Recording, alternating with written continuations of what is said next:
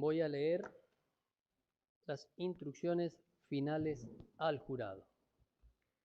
En este legajo del Ministerio Público Fiscal Roca 01503/2020.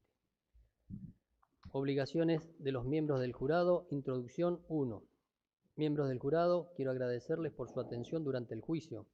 Por favor, presten atención a las instrucciones que les voy a dar en este momento. También les daré copia de ellas por escrito. 2.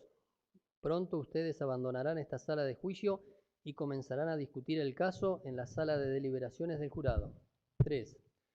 Cuando comenzamos este juicio y en diferentes instancias del mismo, los instruí acerca de algunas reglas legales de aplicación general. Y por otra parte, para la prueba, a medida que iba siendo recibida, dichas instrucciones siguen siendo aplicables. 4. Ahora le daré algunas instrucciones más. Las mismas cubrirán varios tópicos. Considérenlas como un todo, no señalen a algunas más importantes que otras, ni presten a algunas más atención que a otras. Todas revisten la misma importancia. 5. Primero, les explicaré las obligaciones como jurados y les diré las reglas generales de derecho que se aplican en todos los juicios por jurado. 6. Segundo, los instruiré acerca de las reglas específicas de derecho que regulan este caso y la prueba que han escuchado. 7. Luego les explicaré lo que la Fiscalía y querella deben probar más allá de duda razonable a fin de establecer la culpabilidad del acusado y la acusada por los delitos imputados. Les explicaré cada uno de los delitos imputados por la Fiscalía y querella, los delitos menores incluidos que pueden corresponder, sus elementos y cómo se prueban. Les informaré sobre las defensas alegadas por el acusado y otras cuestiones que surgen de la prueba que han escuchado. 8. Finalmente les explicaré los veredictos que ustedes pueden rendir y el modo en que pueden enfocar la discusión del caso en la sala de deliberaciones del jurado. 9.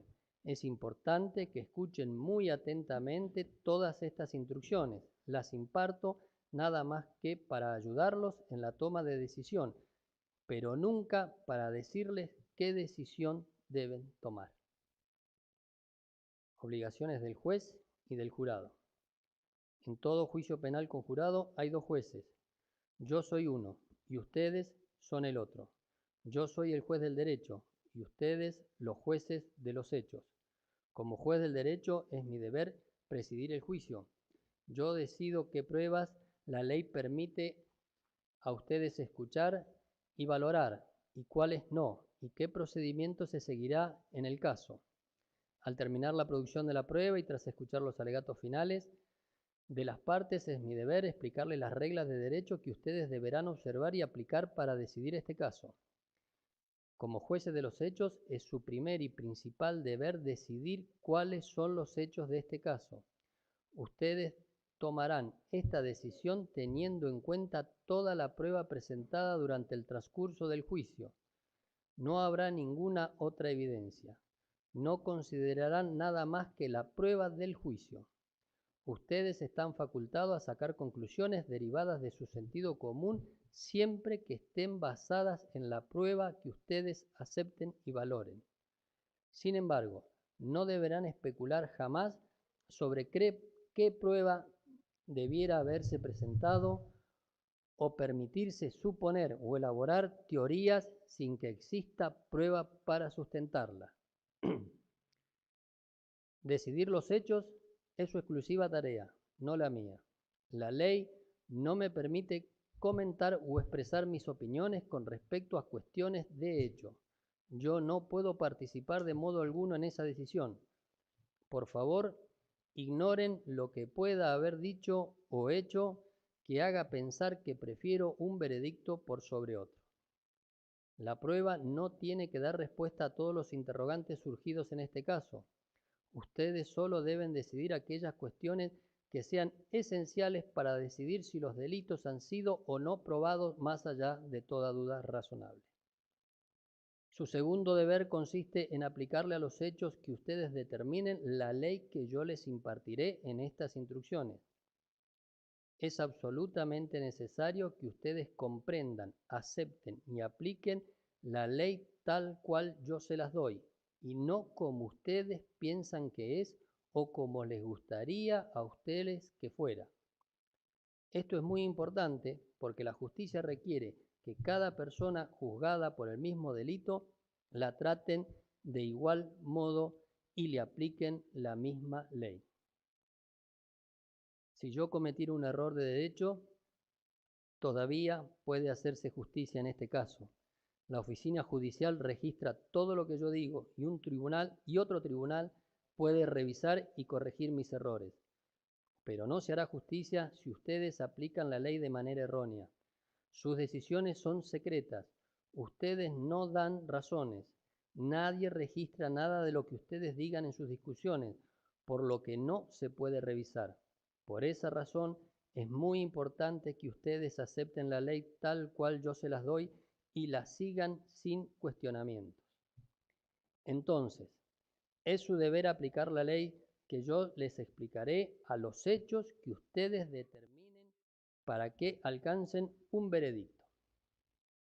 Por último, deben saber que el jurado es independiente, soberano e indiscutiblemente responsable de su veredicto, libre de cualquier interferencia o presiones de quien les habla, de las partes o de cualquier otra persona por sus decisiones. Ningún jurado podrá jamás ser castigado o sujeto a penalidad alguna por los veredictos que rindan, a menos que aparezcan que lo decidieron corrompidos por vía del soborno.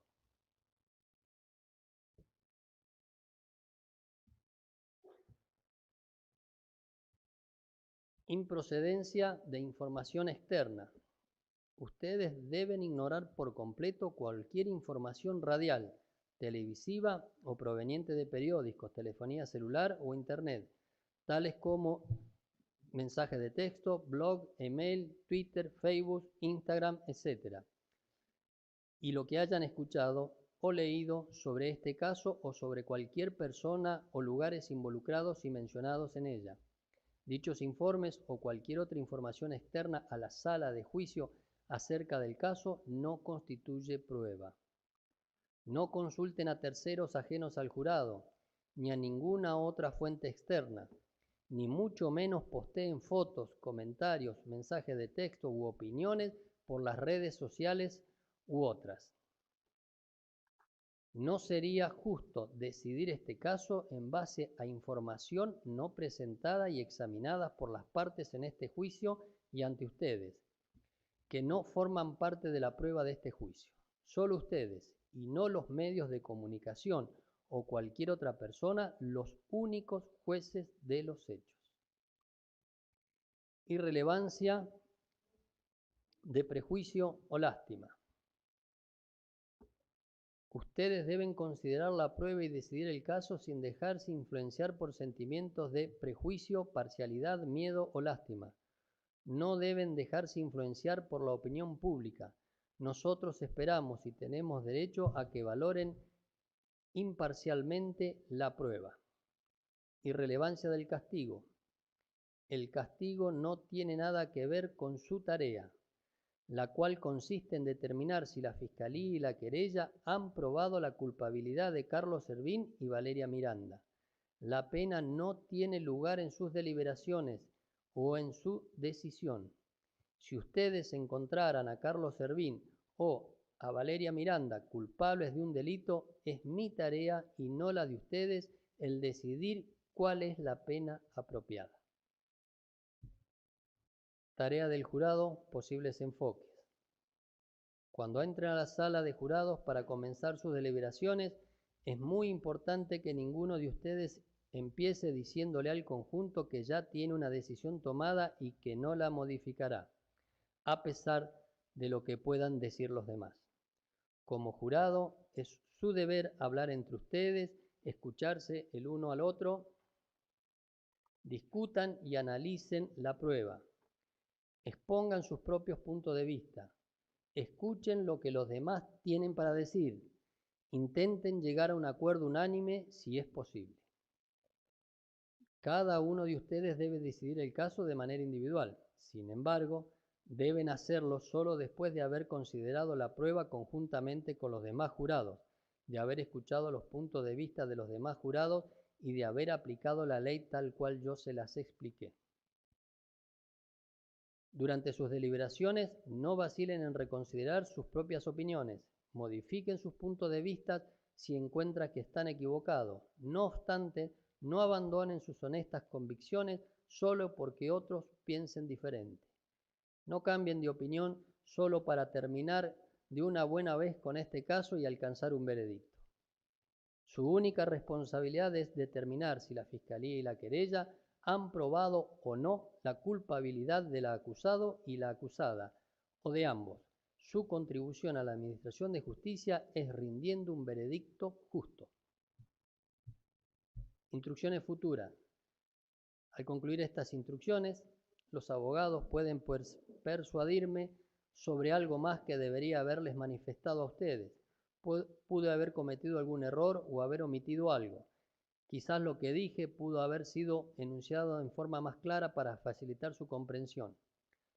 A menos que le diga lo contrario, no consideren que alguna instrucción futura que yo pueda darles tiene mayor o menor importancia que ya les dije sobre la ley. Todas las instrucciones, el derecho son parte del mismo paquete, sea el momento en el que son impartidas. Procedimiento para efectuar preguntas. Durante la deliberación les surgiera alguna pregunta, por favor escríbanla y entréguensela al oficial de sala, quien permanecerá en la puerta de entrada de la sala de deliberaciones. El oficial de sala me entregará las preguntas a mí. Yo las analizaré junto con los abogados. Luego ustedes serán traídos a la sala de juicio. Sus preguntas serán repetidas y yo las contestaré en la medida que la ley me permita. Responderé a sus preguntas a la mayor brevedad posible. Les solicitamos formular las preguntas por escrito para que sea posible comprender exactamente lo que ustedes desean saber. De ese modo, esperamos poder ser más precisos y de utilidad en nuestras respuestas. Recuerden siempre, como muy importante, jamás le digan a nadie en las notas que ustedes manden, incluyéndome a mí, cómo están las posturas del jurado, sea numéricamente o de otra forma, incluyendo la cuestión de la culpabilidad o de la no culpabilidad del acusado o de la acusada. Requisitos del veredicto. El veredicto debe ser unánime. Esto es, todos ustedes deberán estar de acuerdo en el mismo veredicto, sea de no culpable o culpable. Ustedes deben hacer todos los esfuerzos razonables para alcanzar un veredicto unánime. Consúltense unos a los otros, expresen sus puntos de vista, escuchen a los demás, discutan sus diferencias con la mente abierta, hagan lo mejor posible para decidir este caso. Todos deben considerar la totalidad de la prueba de manera justa, imparcial y equitativa.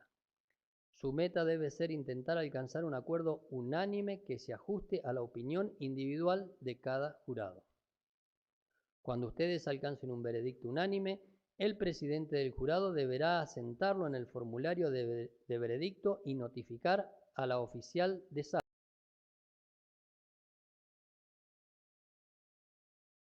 El jurado leerá los veredictos delante de los presentes.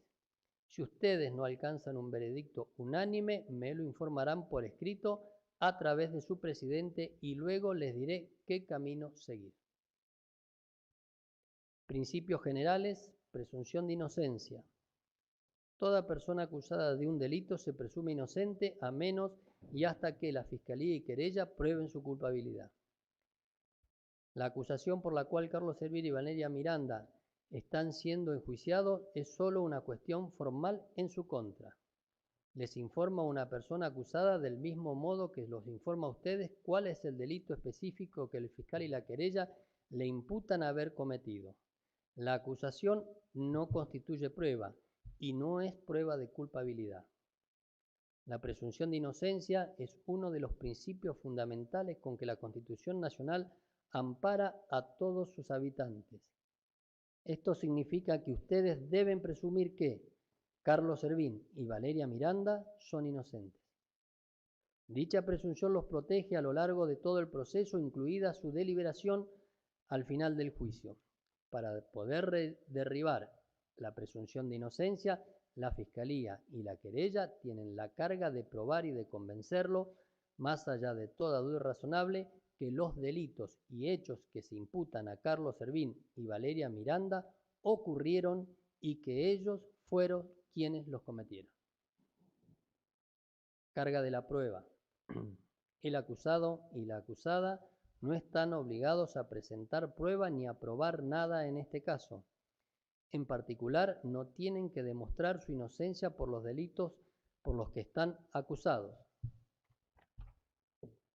Desde el principio hasta el final, es el fiscal y la querella quien deben probar la culpabilidad de las personas acusadas. Entonces, el fiscal y la querella son quienes deben probar la culpabilidad de Carlos Servín y Valeria Miranda. No es el acusado o la acusada los que deban probar su inocencia. Duda razonable. La frase "más allá de duda razonable" constituye una parte muy importante de nuestro sistema de justicia constitucional en materia penal. Cada vez que se use la palabra duda razonable en sus deliberaciones, deberán considerar lo siguiente. Una duda razonable no es una duda inverosímil, forzada, especulativa o imaginaria. No es una duda basada en lástima, piedad o prejuicio. Es una duda basada en la razón y en el sentido común. Es una duda que surge de una serena, justa e imparcial consideración de toda la prueba admitida en el juicio. Es aquella duda de manera lógica puede surgir de las pruebas, de la debilidad de las pruebas, por contradicción entre las pruebas o por falta de prueba en apoyo de la acusación. No es suficiente con que ustedes crean que Carlos Servín y Valeria Miranda son probable o posiblemente culpables. En esas circunstancias, ustedes deben declarar a los acusados no culpables, ya que el fiscal y la querella no los han convencido de la culpabilidad de los acusados, más allá de toda duda razonable. Deben también recordar, sin embargo, que resulta casi imposible probar un hecho con certeza absoluta o matemática. No se exige que el fiscal y la querella así lo hagan. La certeza absoluta es un estándar de prueba que es imposible de alcanzar en el mundo humano. Sin embargo, el principio de prueba más allá de duda razonable es lo más cercano que existe a la certeza absoluta. Es mucho más que un simple balance de probabilidades. Si al finalizar el caso y después de haber valorado toda la prueba rendida en juicio, ustedes están seguros de que los delitos imputados fueron probados y los imputados fueron quienes lo cometieron, deberán emitir un veredicto de culpabilidad, ya que ustedes habrán sido convencidos de su culpabilidad por el delito más allá de toda duda razonable. Si al finalizar el caso y basándose en toda la prueba, ustedes tienen una duda razonable en cuanto al grado o grados de delito o entre los delitos y distinta gravedad, solo podrán declarar culpable al acusado y a la acusada por el grado inferior del delito o por el delito de menor gravedad. Si al finalizar el caso y basándose en toda la prueba, en la existencia de prueba en apoyo de la imputación, ustedes no están seguros que el delito imputado haya sido cometido por Carlos Servín y o Valeria Miranda, fueron ellos quienes lo cometieron, ustedes deberán declararlos no culpables del delito, ya que los acusadores han fracasado en intentar de convencerlos de la culpabilidad del acusado o de la acusada. Negativa a declarar.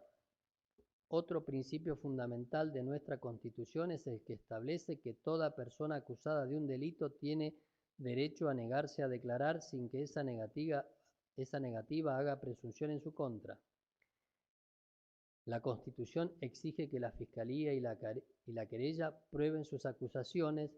No es necesario para el imputado y la imputada desmentir nada, ni se les exige demostrar su inocencia.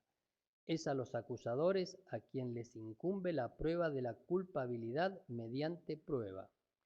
Si el acusado o la acusada ejercitaron su derecho fundamental de la Constitución al elegir no declarar, no debe ver esto como una admisión de culpabilidad o ser influenciados de ningún modo por esta decisión. Aunque en casos como este, que han decidido declarar, no están obligados a someterse a la pregunta de los acusadores y eso tampoco es presunción en su contra. Valoración de la prueba. A fin de tomar una decisión, ustedes deben considerar cuidadosamente y con una mente abierta la totalidad de la prueba presentada durante el juicio. Son ustedes quienes deciden qué prueba es fidedigna y creíble. Pueden encontrar algunas pruebas no confiables o menos confiables que otras. Dependerá exclusivamente de ustedes qué tanto o qué tan poco creerán y confiarán en el testimonio de cualquier testigo. Ustedes pueden o no creer solo una parte o en la totalidad de la prueba. Cuando ustedes estén en la sala de deliberaciones del jurado para analizar el caso, utilicen el mismo sentido común que usan a diario para saber si las personas con las que se relacionan saben de lo que están hablando y si están diciendo la verdad. No existe una fórmula mágica para decidir qué tanto o qué tan poco creerle el testimonio de un testigo o la medida en la que confiarán en él para decidir el caso. Pero algunas cosas que deben considerar son las siguientes. ¿Pareció sincero el testigo? ¿Existe algún motivo por el cual el testigo no estaría diciendo la verdad? ¿Tenía el testigo un interés en el resultado del juicio? ¿O tuvo alguna razón para aportar prueba más favorable a una de las partes que a otra? ¿Parecía el testigo capaz de formular observaciones precisas y completas acerca del evento? ¿Tuvo él o ella oportunidad para hacerlo? ¿Cuáles fueron las circunstancias en las cuales realizó la observación? ¿En qué condición se encontraba el testigo? ¿Fue el evento en sí mismo algo inusual o parte de una rutina? ¿Parecía el testigo tener buena memoria? ¿Tiene el testigo alguna razón para recordar las cosas sobre las que testifica? ¿Parecía genuina la incapacidad o dificultad que tuvo el testigo para recordar los eventos? ¿O parecía algo armado como una excusa para evitar responder preguntas? ¿Parecía razonable y consistente el testimonio del testigo mientras declaraba? ¿Era similar a o distinto de lo que otros testigos dijeron acerca del mismo evento? ¿Dijo el testigo o hizo algo diferente en una ocasión anterior?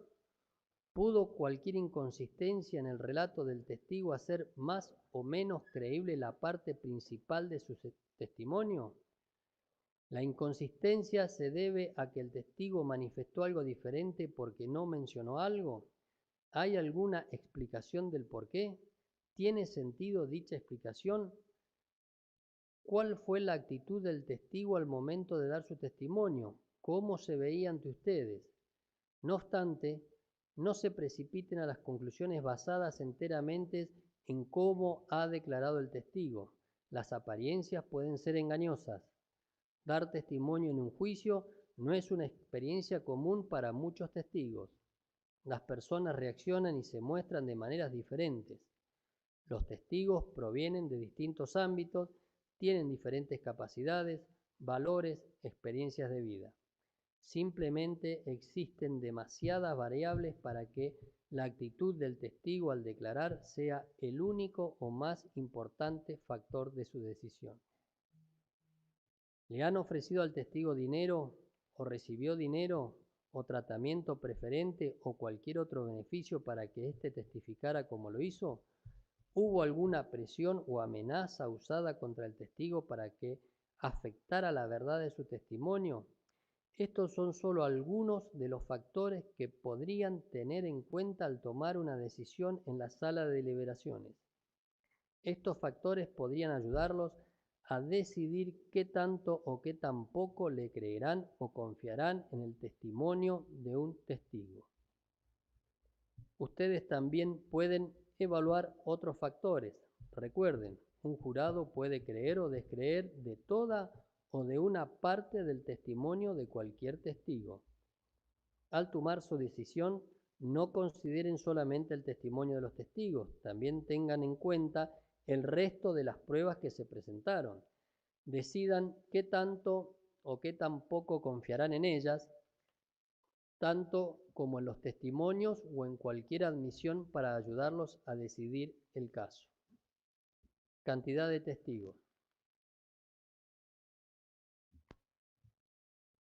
¿Qué tanto o qué tan poco confiarán en el testimonio de los testigos? No depende del número de testigos que testifican, sean a favor o en contra de una de las partes. Su deber es considerar la totalidad de la prueba. Ustedes pueden considerar que el testimonio de unos pocos testigos es más confiable que la prueba aportada por un número mayor de testigos. Ustedes son los que deben decidir este aspecto. Su tarea es considerar cuidadosamente el testimonio de cada testigo. Decidan qué tanto o qué tan poco le van a creer acerca de lo que dijo. No decidan el caso simplemente contando la cantidad de testigos. Prueba presentada por la defensa.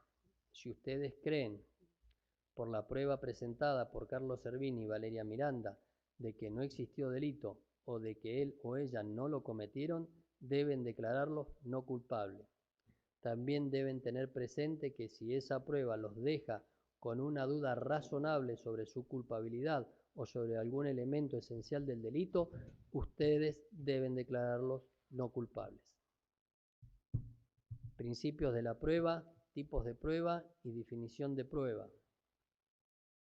Para decidir cuáles son los hechos del caso, ustedes deben considerar solo la prueba que vieron y escucharon en la sala de juicio.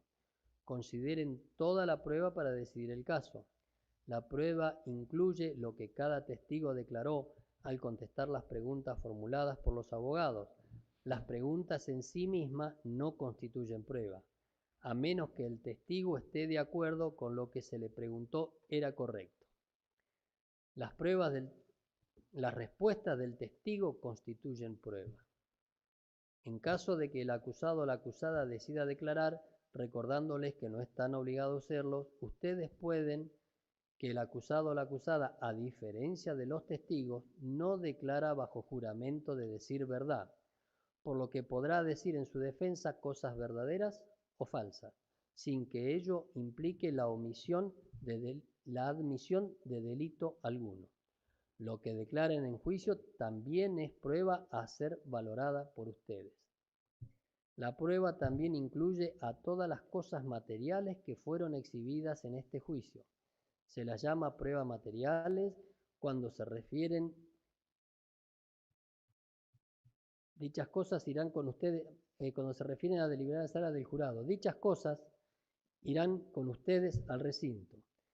Ustedes pueden, pero no tienen la obligación de examinar dicha prueba allí. De qué manera y en qué medida lo hagan dependerá de ustedes.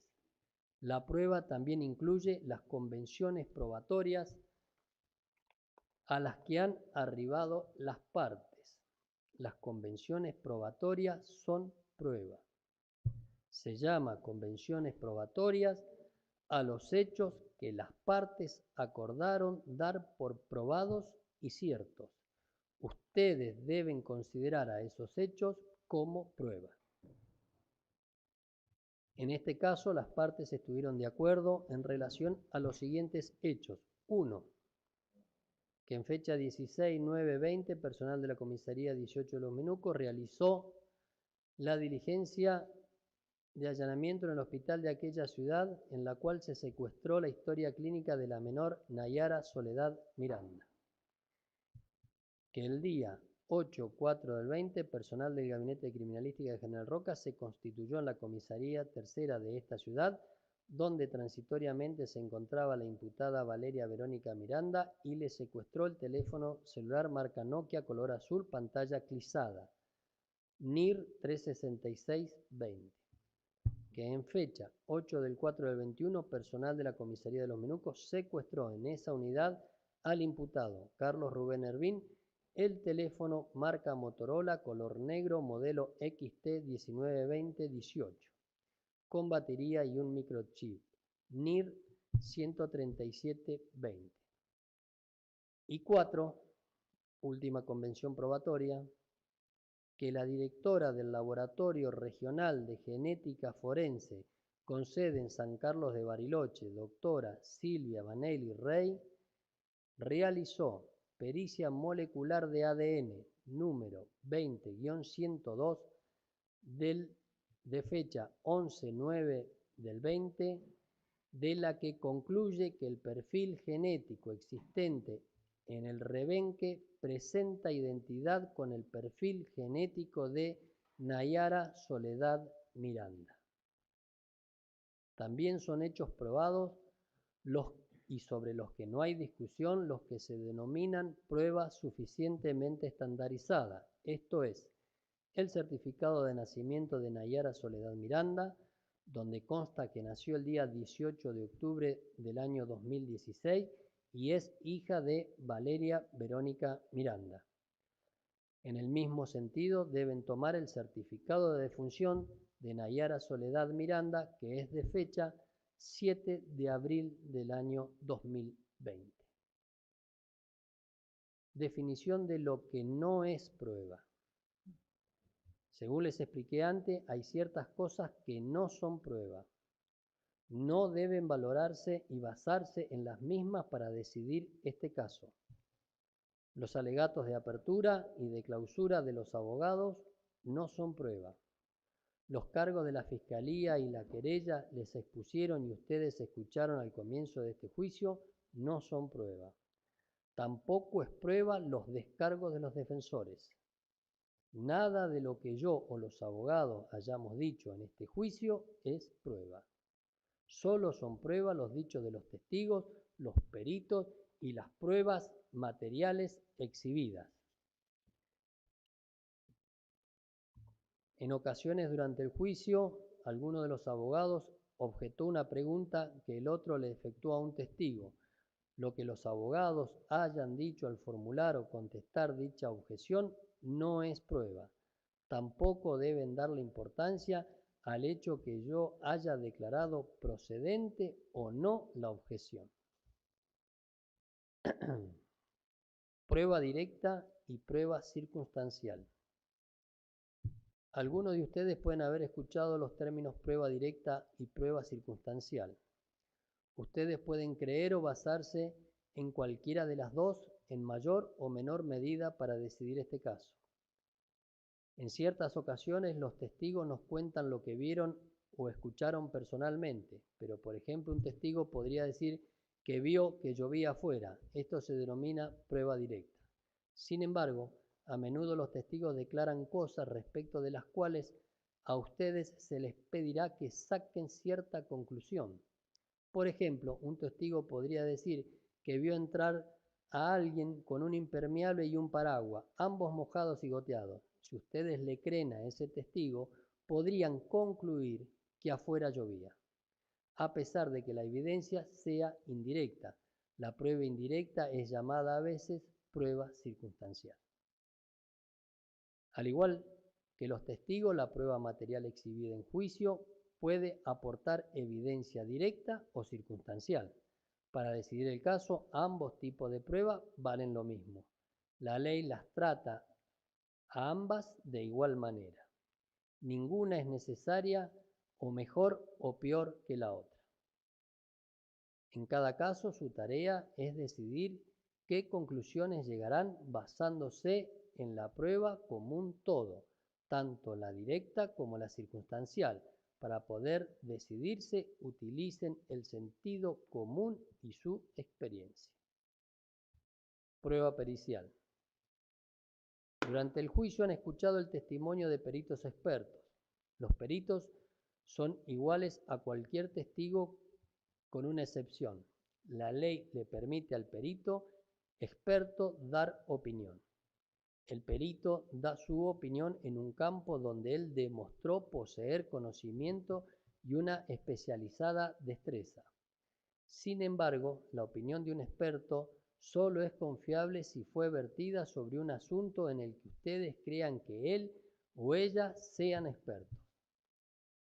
Tal como los instruí, ustedes son los únicos jueces de la credibilidad de cada testigo y del peso que deben darle al testimonio de cada uno.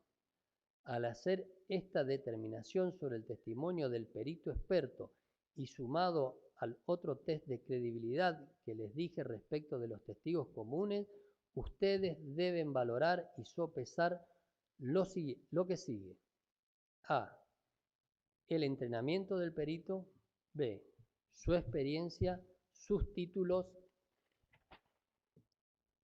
ambas cosas, las razones, si es que fueron dadas para cada opinión, si la opinión es apoyada por hechos que ustedes encuentran de la evidencia, si la opinión es razonable y si es consistente con el resto de la evidencia creíble del caso. Pueden tomar en cuenta la opinión del experto, mas ella no es vinculante para ustedes. En otras palabras, no se les exige que acepten la opinión de un experto al costo de excluir los hechos y las circunstancias revelados por otros testimonios o pruebas. Como con todos los demás testigos, ustedes pueden creer o descreer todo o una parte del testimonio del perito experto.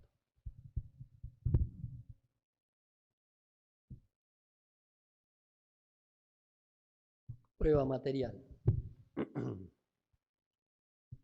En el transcurso de este juicio se han exhibido diferentes tipos de prueba material, como documentos, un rebenque, una eslinga, videos, audios, fotografías y otros elementos materiales que les han sido presentados en esta sala. Las mismas forman parte de la evidencia. Ustedes pueden basarse en ellas, como con cualquier otra prueba, en mayor o menor medida en que las consideres procedentes cuando decidan este caso. Las pruebas materiales entran con ustedes a la sala del jurado. Ustedes podrán, aunque no tienen que hacerlo, examinar las mismas. De ustedes depende si lo hacen, cómo y en qué medida. Las pruebas materiales exhibidas son solo una parte de la evidencia. Considérenlas junto con el resto de la prueba. Valoración de la prueba sin estereotipos. Las personas realizamos asunciones, tenemos sentimientos, creencias y estereotipos sobre los demás. La mayor parte del tiempo no nos damos cuenta de que los tenemos y cómo influyen en nuestras decisiones. Los estereotipos pueden ser de género, raciales, religiosos, de categoría social, de nacionalidad, etnia, edad, orientación sexual, procedencia geográfica, deportiva, etc. Los estereotipos de género son características, actitudes y roles atribuidos a las mujeres por el solo hecho de ser mujeres. En las relaciones personales entre varones y mujeres, los estereotipos de género negativos generan una relación desigual de poder a favor de los varones y provocan desventaja para las mujeres en el plano social, cultural, político y económico. Esos estereotipos dan lugar a numerosos prejuicios. Los prejuicios son creencias, opiniones y juicios sin motivo alguno sobre una persona. Esos prejuicios también pueden basarse en el género y causar desigualdad contra la mujer. Los prejuicios pueden ser explícitos, es decir, conscientes, o implícitos, inconscientes. No importa cuán imparciales pensamos que somos, nuestra mente naturalmente toma decisiones basadas en prejuicios y la mayor parte de las veces son inconscientes. Debido a que todas las personas hacemos esto, a menudo vemos la vida y valoramos la prueba de una manera que tiende a favorecer a las personas que nos agradan o que tienen una experiencia de vida similar a la nuestra y desfavorecer a las personas por las que sentimos rechazo. También podemos tener prejuicios sobre personas parecidas a nosotros. Les reitero, los prejuicios no son prueba y no deben basar sus decisiones en ellos. Esos prejuicios pueden afectar nuestro pensamiento, afectar cómo recordamos lo que vimos, escuchamos, a quién le creemos o no le creemos y la toma importante de decisiones. Ustedes han sido convocados como jurado para tomar una importante decisión. Deben tomarse el tiempo necesario para valorar cuidadosa y reflexivamente la prueba. Deben considerar las primeras impresiones sobre la persona y la prueba y no dejarse influenciar por las referencias personales, generalizaciones, sentimientos, simpatía, estereotipos o prejuicios, conscientes o inconscientes. Cuando estén deliberando para decidir su veredicto, escuchar las diferentes perspectivas que ustedes tienen pueden ayudarlos a identificar posibles efectos de los prejuicios ocultos en el proceso de la toma de decisión. La ley les manda que tomen decisiones justas, basadas únicamente en la prueba, su buen juicio y su sentido común, nunca basada en prejuicios. Motivo. El motivo es la razón por la cual alguien hace algo. No es un elemento esencial que el fiscal y la querella deben probar. Es solo una parte de la prueba, una de las tantas que ustedes pueden valorar para determinar si Carlos Servín y Valeria Miranda son o no culpables. Una persona puede ser encontrada culpable de un delito, sea cual fuere su motivo, y aún sin motivo. Al decidir este caso, dependerá de ustedes determinar si el acusado o la acusada tenían o no motivo para cometer el delito, reiterando que no es un elemento esencial para determinar su veredicto. Instrucciones especiales, utilización de notas durante las deliberaciones. Cuando empezamos este juicio, les informé que ustedes podían tomar notas que les sirvieran como recordatorio de lo dicho por los testigos. Pueden llevar sus anotaciones a la sala del jurado para ser utilizadas durante las deliberaciones. Sus anotaciones no son prueba. Tampoco lo son las anotaciones realizadas por mí o por los abogados. El único propósito por el cual ustedes pueden usar sus notas durante sus deliberaciones es para ayudarlos a ustedes a recordar lo que el testigo dijo o mostró, por ejemplo, en la exhibición de alguna prueba material. Es importante recordar que las anotaciones pertenecen a quien las tomó y de ninguna manera a otra persona. Las mismas pueden coincidir o no con los recuerdos de los demás jurados sobre la prueba presentada. La decisión de un jurado es una decisión grupal. Cada miembro tiene una opinión y cada opinión tiene el mismo valor. Nosotros dependemos de la memoria y del juicio de cada uno de ustedes para decidir este caso. No adhieran simplemente a la opinión de aquel jurado que sea o que aparezca ser el que ha tomado mejores notas. Las anotaciones no toman decisiones, las decisiones las toman los jurados. Derecho aplicable al caso.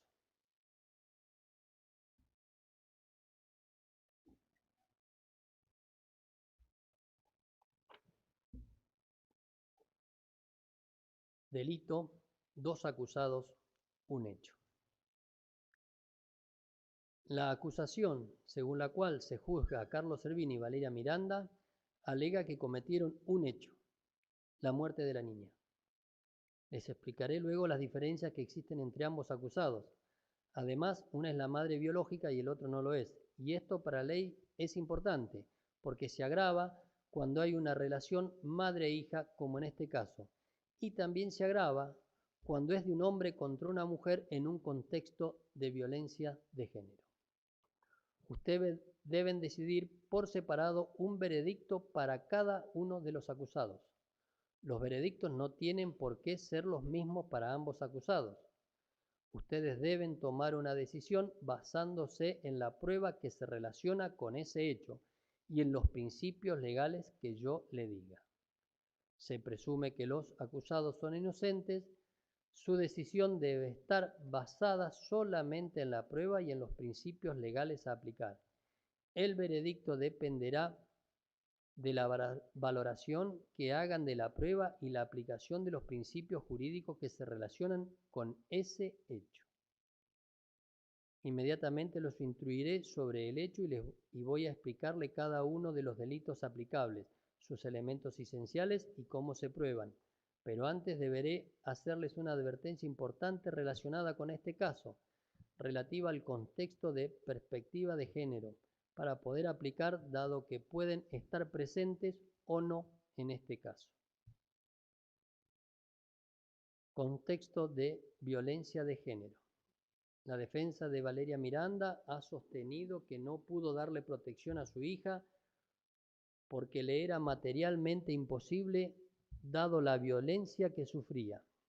Por otra parte, para decidir la responsabilidad penal del acusado Carlos Belvín, ustedes deberán determinar si los hechos ocurrieron en ese contexto de violencia o de vulnerabilidad de la mujer o no, dado que, como les dije, esta circunstancia agrava el delito de homicidio. La acusación sostuvo que fue en un contexto de violencia de género que se produjo el homicidio de Nayara Soledad Miranda, a manos de Carlos Hervín. Les explicaré más adelante los conceptos legales de violencia de género y de relación desigual de poder, pero primero les explicaré qué significa contexto de violencia de género para nuestra ley. Un contexto de violencia de género se caracteriza por la ocurrencia de actos u omisiones que constituyen violencia de un hombre contra una mujer. No está de más señalar que la niña muerta era una mujer. Son aquellos que se basan en una relación desigual de poder y afecta la vida de la mujer, su libertad, su dignidad, su integridad física, psicológica, sexual, económica o patrimonial, como así también su seguridad personal. La relación desigual de poder entre varón y mujer se presenta como un contexto de dominación del varón sobre la mujer, de anulación de su poder de decisión, de su autonomía como persona o como manifestación de control general sobre ella. Esto significa que los comportamientos del abusador se repiten y los episodios violentos suelen incrementarse en cantidad y gravedad, además de ocurrir en forma casual e impredecible. El varón maltratador suele amenazar a la mujer, incomunicarla, aislarla de su entorno familiar, social y de amistades. Debido a las consecuencias psicológicas que provoca el maltrato en las mujeres, éstas permanecen en la relación a pesar de los repetidos episodios de violencia. La violencia contra la mujer puede ser física, sexual, psicológica, verbal, económica y puede probarse por cualquier medio de prueba de los que ya les he explicado. No es un requisito que los hechos hayan sido denunciados ante las autoridades ni que hayan sido dictadas resoluciones judiciales en contra de la persona abusadora. Tampoco es un requisito la existencia de una certificación médica o psicológica de los daños sufridos por la mujer. Hay varios factores que pueden determinar la existencia de un contexto de vulnerabilidad de la mujer, es decir, que la ponen en riesgo y o peligro de sufrir un mayor grado de violencia y de violaciones de sus derechos. En ese sentido, ustedes como jurados deben valorar si se encuentran probados en este caso factores como la niñez, la crianza, el origen rural de la mujer, la raza, la pobreza, las dificultades para el acceso a la educación, los servicios de salud, la asistencia social, al servicio de justicia, la inserción laboral, la precariedad laboral, etc. La existencia o no de este contexto de violencia de género o de vulnerabilidad de la mujer es una cuestión de hecho y debe ser determinada por el jurado a través de la prueba. Delitos menores incluido. Al valorar la prueba para decidir el veredicto por cada hecho, ustedes deben considerar la posibilidad de que, a pesar de que la prueba no pueda convencerlos de que Carlos Servín cometió el delito principal por el que se lo acusa, puede que haya prueba que lo comprometió con otro acto que constituya un delito menor incluido en el delito principal. De allí que ustedes deciden que la acusación por el delito principal no haya sido probada, necesitarán a continuación decidir si es culpable de cualquier delito menor incluido en el principal, conforme se los explicaré. Negación de la existencia del hecho. En todo juicio penal, el jurado debe responder estas dos importantes preguntas. ¿Cuáles son? Primera, si el hecho existió o no existió.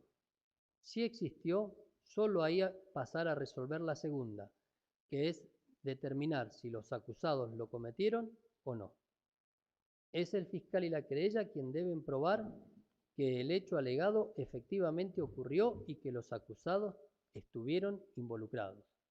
No es responsabilidad de los acusados probar que estos hechos nunca ocurrieron.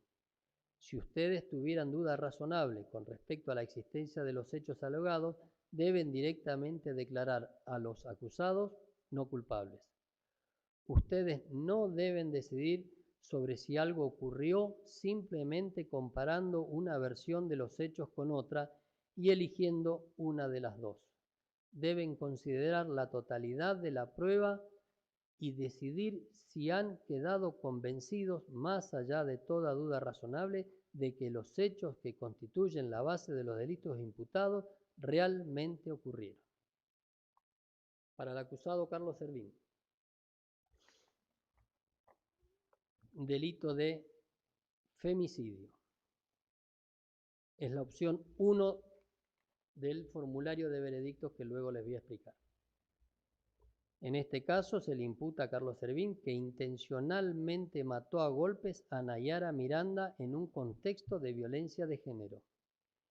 Este es el delito de femicidio. La ley dispone que existe homicidio simple cuando una persona mata a otra con conocimiento y voluntad, intención de darle muerte. Pero además la ley agrava especialmente el homicidio cuando éste se produce contra una mujer y además en un contexto de violencia de género.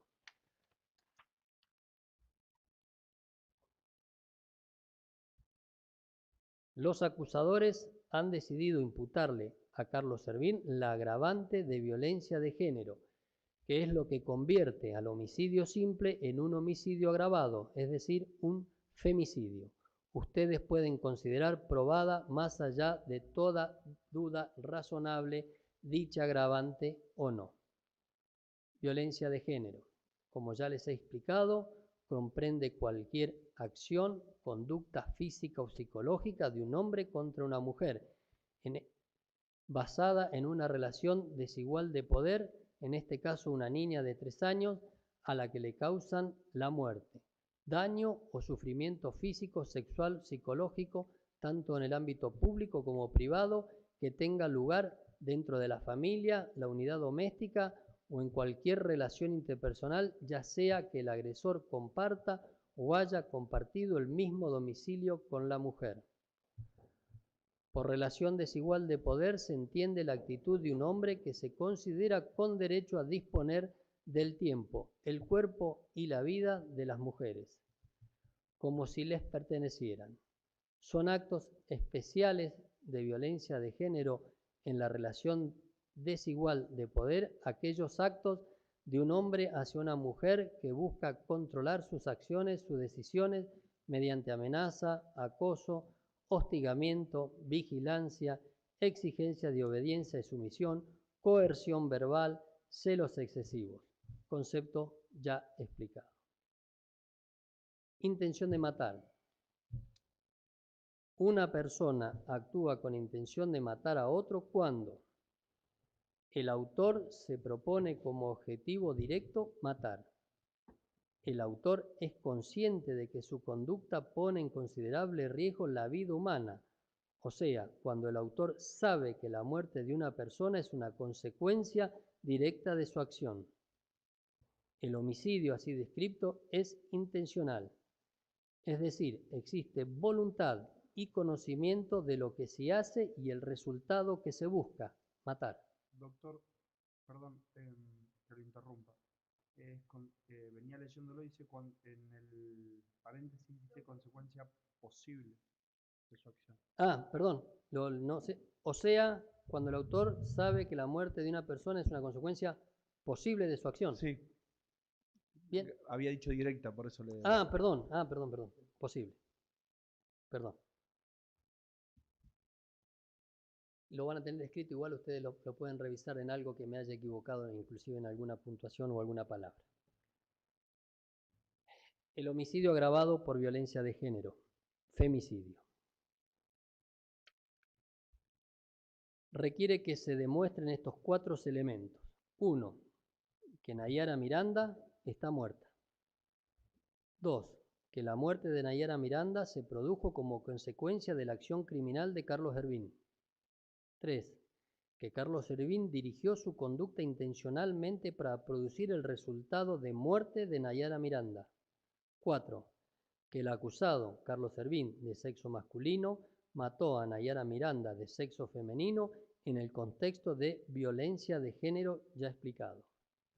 El homicidio agravado por la violencia de género, femicidio, exige la decidida conciencia y voluntad de llevarlo a cabo.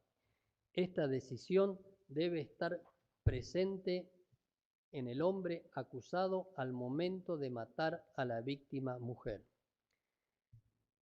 La cuestión de la intención del acusado de matar a Nayara Miranda, en este caso agravado por violencia de género, es una cuestión de hecho, a ser exclusivamente determinada por ustedes a través de la prueba.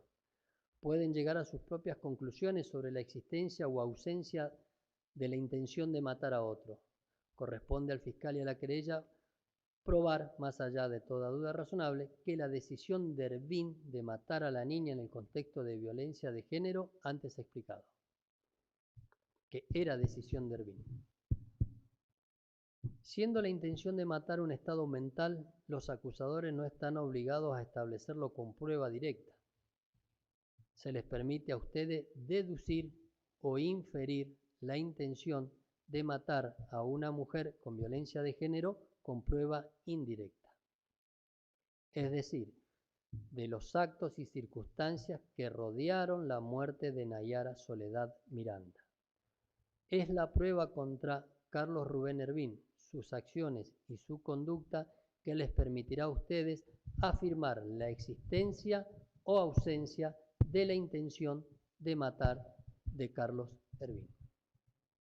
Si ustedes, después de evaluar cuidadosamente toda la prueba presentada y admitida de conformidad con las instrucciones que le he impartido, ustedes consideran, más allá de toda duda razonable, que el acusado, Carlos Ervin, cometió el delito de homicidio agravado por violencia de género, femicidio, entonces deberán declararlo culpable de dicho delito que figura en la opción 1 del formulario de veredicto.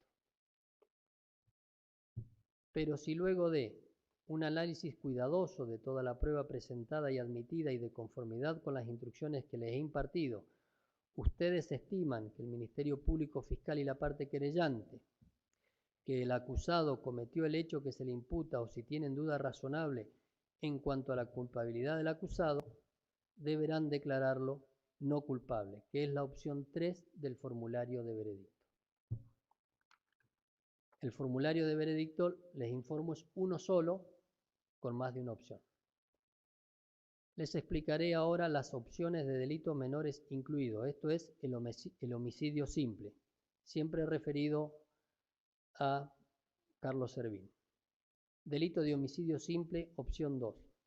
Como acabo de decirles, si después de evaluar cuidadosamente toda la prueba presentada y admitida y de conformidad con las instrucciones que les he impartido, ustedes consideran que el fiscal y la querella probaron, más allá de toda duda razonable, que Ervin cometió el homicidio de Nayara Miranda, pero no pudieron probar la agravante violencia de género, ustedes deberán declararlo culpable del delito menor incluido, esto es homicidio simple. Valen al respecto las explicaciones que le diera en la primera opción para analizar la intención de matar del acusado. Dicho delito está contemplado en la opción 2 del formulario de veredicto. Reitero, si ustedes consideran como resultado del análisis cuidadoso de toda la prueba presentada y emitida y de conformidad con las instrucciones que le he impartido, que el Ministerio Público Fiscal y la querella no probaron, más allá de toda duda razonable, que el acusado cometió el hecho que se le imputa, o si tienen duda razonable en cuanto a su culpabilidad, deberán declarar a Carlos Rubén Irvin no culpable. Opción que ya les manifesté, está en la opción número 3 del formulario de veredicto. Respecto de la acusada Valeria Miranda. Delito de abandono de persona seguido de muerte agravado por el vínculo madre-hija. Opción 1. Es posible que encuentren culpable a Valeria Miranda del delito de abandono de persona seguido de muerte agravado por ser la madre contra la hija. La ley dispone que quien ponga en peligro la vida o la salud de otro colocándolo en situación de desamparo, sea abandonándolo a su suerte, a una persona incapaz de valerse por sí misma y a la que deba mantener o cuidar, o a la que él mismo autor haya incapacitado, comete el delito de abandono de personas. Pero además, la ley agrava especialmente este delito si quien lo comete es la madre contra su hija y si a consecuencia de ese abandono se produce la muerte de la niña. Requisitos. Para que se configure este delito se debe probar los siguientes 4 elementos. 1. Soledad Miranda está muerta. 2. Soledad Miranda fue colocada en una situación de desamparo, abandonada a su suerte. 3. Soledad Miranda es incapaz de valerse por sí misma. 4. Valeria Miranda tenía el deber de cuidar a Soledad Nayara Miranda. 5. Soledad Nayara Miranda era hija de la acusada Valeria Miranda. 6. El abandono de persona fue cometido por Valeria Miranda con intención. Vale decir aquí la palabra intención de la acusada Valeria Miranda de cometer el delito de abandono de persona, como las explicaciones que le di al respecto en cuanto a que deberán valerse de prueba indirecta. Se les permite a ustedes inferir y deducir de los actos y circunstancias que rodearon el hecho y la conducta de la acusada. Si después de analizar cuidadosamente toda la prueba presentada y admitida y de conformidad con las instrucciones que le he impartido, están convencidos y convencidas de que los acusadores han probado que la acusada Valeria Miranda cometió el hecho que se le imputa, deberán rendir un veredicto de culpabilidad por la opción 1 del formulario de veredicto, por el delito de abandono de persona seguido de muerte agravado por el vínculo madre-hija. Debe considerar aquí si existió o no un contexto de violencia de género que le impidió dar auxilio a su hija. Ahora, si ustedes estiman, luego de un análisis cuidadoso de toda la prueba presentada y admitida y de conformidad con las instrucciones que le he impartido, que la Fiscalía y la querella no han probado, más allá de toda duda razonable, cualquiera de los elementos del delito por los que fue acusada, o si tienen duda razonable en cuanto a la culpabilidad de la acusada, deberán declarar no culpable a Valeria Miranda. Opción 2 del formulario de veredicto.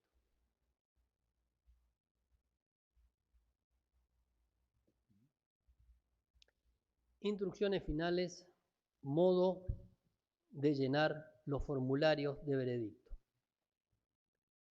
Por cada persona les entregaré un formulario diferente de veredicto para que ustedes decidan.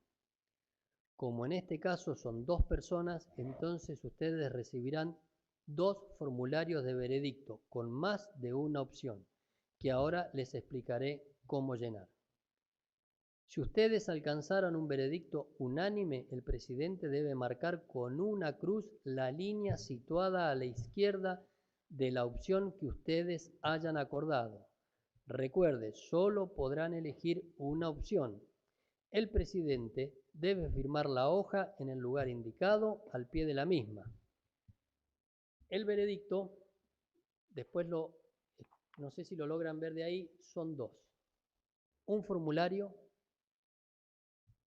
Valeria Verónica Miranda, dos opciones, que son las que están explicadas acá. El otro formulario, Carlos Rubén Hervín, tiene tres opciones, que son las explicadas acá. Como bien dicen ahí, tienen un lugar para marcar con una cruz, cosa que hará el presidente, luego pondrá fecha y firma. Y esto es lo que ustedes van a traer a la sala de juicio cuando culmine la deliberación. ¿Bien?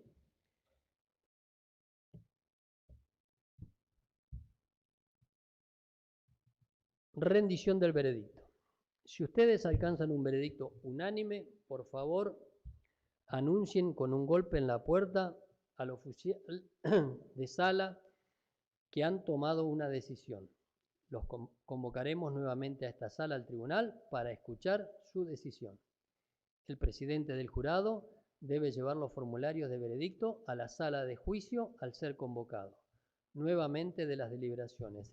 Es responsabilidad del presidente anunciar el veredicto en la sala y entregarme luego del anuncio los formularios completados. Ustedes no deben dar razones de su decisión. Conducta del jurado durante las deliberaciones. En instantes, ustedes serán llevados a la sala de deliberaciones del jurado por el oficial de sala. Lo primero que deben hacer es elegir a una o a un presidente. Cuando lo hagan, no es necesario que nos notifiquen. Yo lo consignaré más tarde. El presidente encabeza las deliberaciones. Su trabajo es firmar y fechar los formularios de veredicto cuando todos ustedes hayan acordado un veredicto unánime en este caso. Debe ordenar y guiar las deliberaciones, impedir que las mismas se extiendan demasiado o se produzcan repeticiones innecesarias de cuestiones ya decididas. Se espera que sea firme en su liderazgo, pero justo con todos. Según les instruí previamente, al dirigirse ustedes a la sala de deliberaciones del jurado, su deber es consultarse mutuamente y deliberar con el objetivo puesto en alcanzar un veredicto justo. Su veredicto deberá estar basado en los hechos que ustedes determinen de toda la prueba introducida al juicio y en el derecho que les he instruido que se aplica en este caso. Se les entregarán diferentes elementos que ustedes podrán utilizar durante las deliberaciones. Tendrán acceso a toda la prueba documental y material para poder examinar durante el tiempo y el modo en que ustedes lo deseen. Durante la deliberación, los jurados deberán comunicarse sobre el caso solo entre ellos y solo cuando todos los jurados estén presentes en la sala de deliberación. No empiecen a deliberar hasta que no hayan recibido el sobre con los formularios de veredicto y hasta que no estén los 12 de ustedes reunidos en el recinto. No deben comunicarse con ninguna persona fuera de los del jurado de este caso. Hasta que alcancen el veredicto, no deben hablar este caso en persona o a través de teléfono o comunicación escrita o electrónica, a través de blog, Twitter, mail, Facebook, Instagram o cualquier otro con ninguna persona. No contacten a nadie para asistirlos en sus deliberaciones, ni posteen ningún tipo de comentario, foto o mensaje por las redes sociales. Estas reglas de comunicación regirán hasta que los dispense al final del caso. Si toman conocimiento de cualquier violación a estas instrucciones o cualquier otra instrucción que le haya dado en este caso, me lo harán saber por nota que le darán al oficial de custodia. Si ustedes conducen su deliberación con calma y serenamente, exponiendo cada uno su punto de vista y escuchando cuidadosamente lo que los demás tengan para decir, serán capaces de pronunciar un veredicto justo y correcto. No hay un tiempo mínimo de deliberación.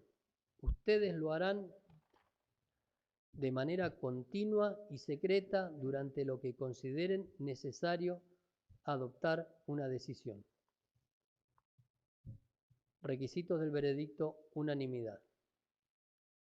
Su veredicto, sea de no culpable o culpable, debe ser unánime.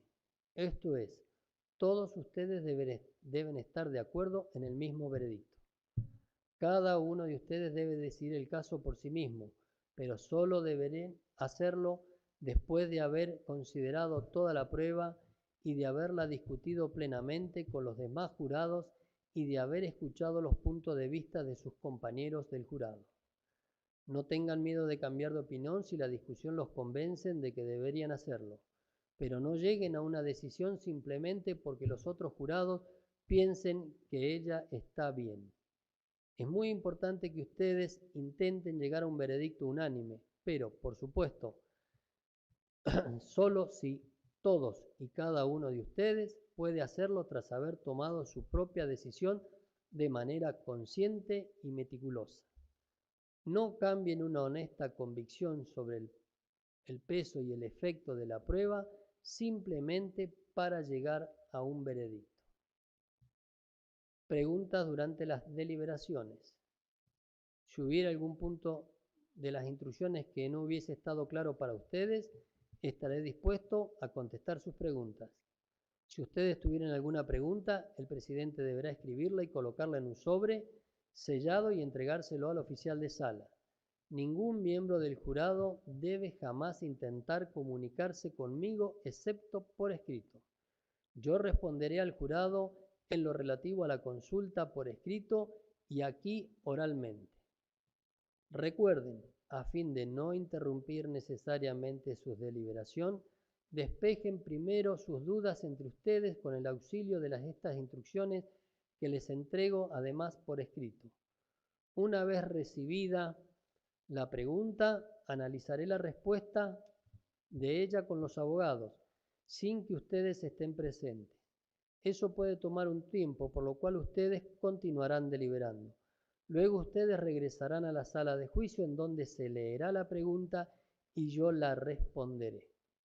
Contestaré cada una de las preguntas pertinentes que ustedes tuvieran de la manera más completa y con la mayor brevedad posible.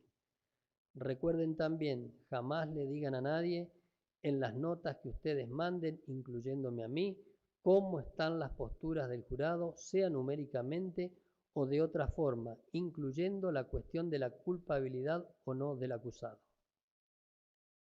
Acotaciones finales.